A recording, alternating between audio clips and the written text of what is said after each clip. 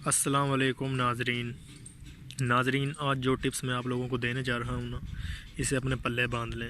ٹھیک ہے. بعض اوقات دیکھا جاتا ہے کہ مرد حضرات کیا کرتے ہیں، اگر صحبت کی ہے، صحبت کرنے کے بعد فوراً اپنے نفس کو ٹھنڈے پانی سے دھو ڈالتے ہیں. ٹھیک ہے.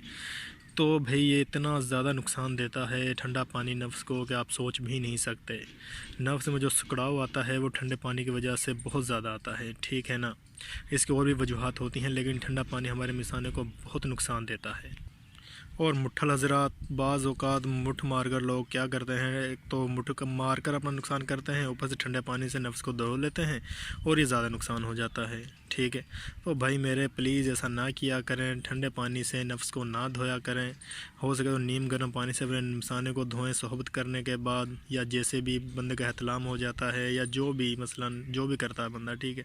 اس سے نفس کو بہت نقصان ہوتا ہے. ٹھیک ہے. تو بھائی پلیز ایسا نہ کیا کریں.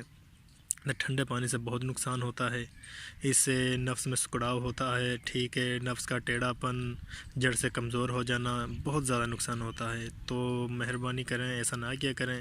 اگر آج کی ویڈیو ہماری پسند آئے تو ویڈیو کو لائک کریں، شیئر کریں، کمنٹ کریں اور ہمارے چینل کو لازمی سبسکرائب کریں. اس کے ساتھ اجازت دیجیے. اللہ حافظ.